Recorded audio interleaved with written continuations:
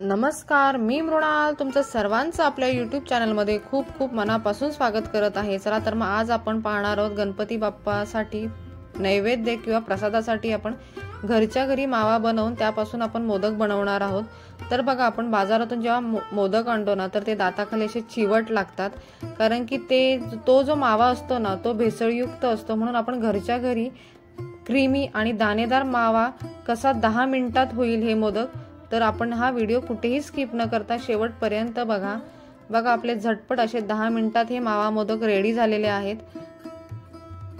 चला तर आपण आता रेसिपीला सुरुवात करूया। आपण अर्धी वाटी फुल फॅट क्रीम वालं म्हशीचं दूध घेतलेलं आहे।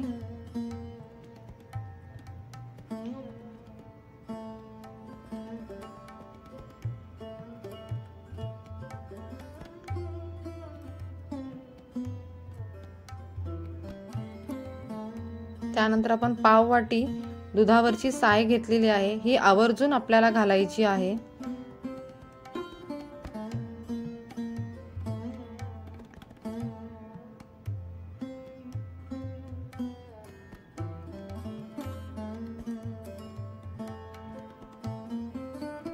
आता हे मिश्रण आपण चमच्याने ढवळत एकत्र करून घेऊया।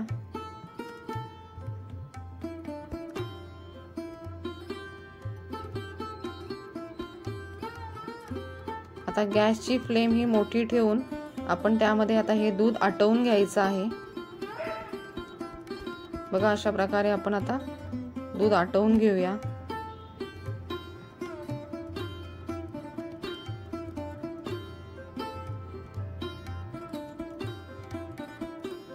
सतत चमच्याने ढवळत राहायचं आहे आणि गॅसची फ्लेम आहे ती मोठी ठेवायची आहे।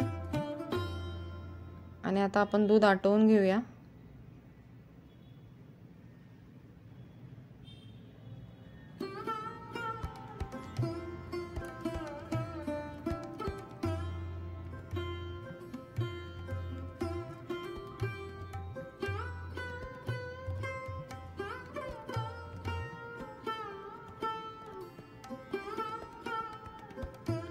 गॅस बंद करायचा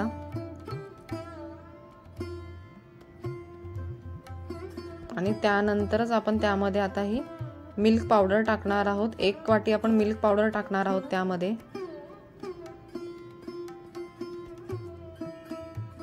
त्यानंतर आपण हे आता केशराचं दूध टाकणार आहोत। मी केशर हे दुधामध्ये भिजत ठेवलं होतं, तर आपण ते टाकणार आहोत त्यामध्ये।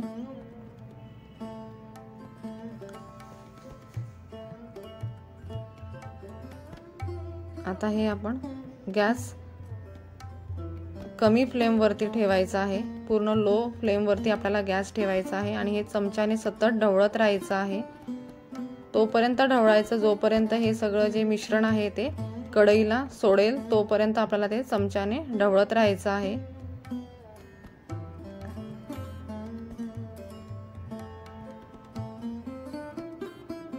बघा, अशा प्रकारे आपण हे चमच्याने सतत ढवळत राहूया।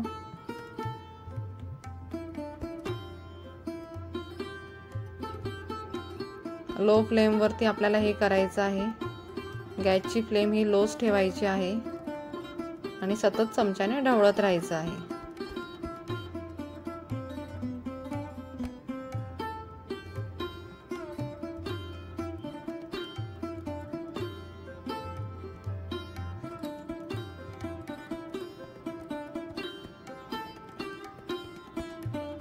त्यानंतर आपण 1 चमचा तूप घालणार आहोत, साजूक तूप।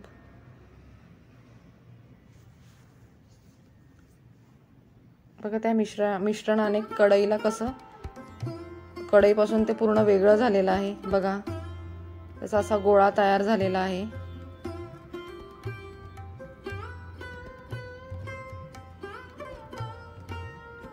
सात ते 8 मिनिटं लागतात। ही स्टेप खूप महत्त्वाची आहे, इथे घाई करायची नाही।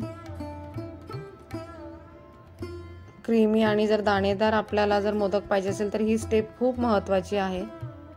7 ते 8 मिनिटं आपल्याला लागतात। बघा, कढईला कसं त्या मिश्रणाने सोडलेलं आहे, तोपर्यंत आपल्याला हे सतत चमच्याने ढवळत राहायचं आहे। बघा अशा प्रकारे आता आपण ते एका ताटामध्ये मिश्रण काढून घेऊया आणि थंड करून घेऊया।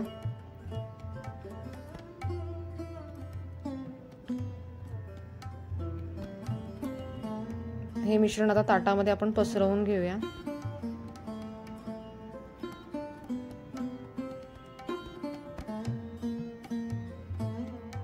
बघा आपण चेक करूया हे मिश्रण मोदकासाठी रेडी आहे का। असा गोळा करून बघायचा म्हणजे आपलं मिश्रण परफेक्ट अचूक प्रमाणात झालेलं आहे। बघा मोदकासाठी हे पीठ रेडी आहे आपलं।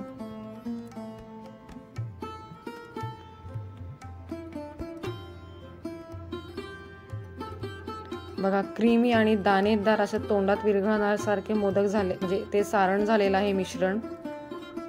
आता आपण त्यामध्ये अर्धा चमचा आपण वेलची पावडर घालणार आहोत। त्यानंतर आपण आता 2 चमचे आपण पिठी साखर घालणार आहोत। पिठी साखर ही वरूनच घालायची आहे।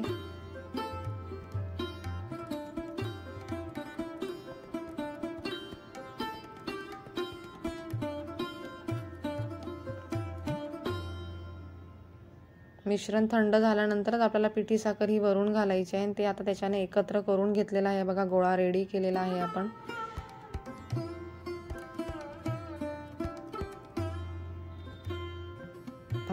आता मोदकाचा जे आपला साचा आहे त्यामध्ये आपण आता ते पीठ घालून आपण मोदकाचा आकार देऊया त्याला। बघा अशा प्रकारे तुम्ही बदामाचे काप, पिस्त्याचे काप पण ठेवून तुम्ही करू शकता।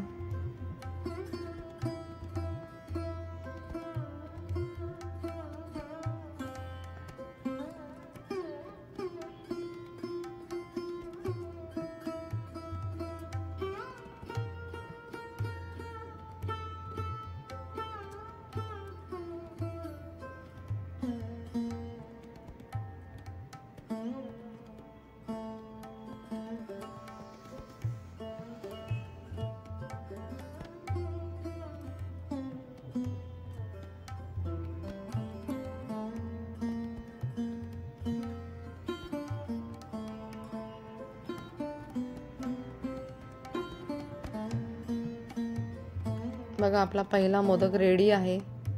खूप सुंदर असा आपला मोदक झालेला आहे। बघा आपण असे सगळे मोदक आता तयार करून घेऊया। तुम्ही जर आपल्या ह्या चॅनलवरती नवीन असाल तर आपल्या यूट्यूब चॅनलला लाईक करा, शेअर करा आणि सर्वात महत्त्वाची गोष्ट म्हणजे सबस्क्राईब करा। आणि सबस्क्राईब केल्यानंतर नोटिफिकेशन हे ऑन ठेवा, म्हणजे प्रत्येक व्हिडिओ हा तुमच्यापर्यंत पहिला येईल। बघा आपले मावा मोदक रेडी आहे। चला मंडळी, बाय, धन्यवाद।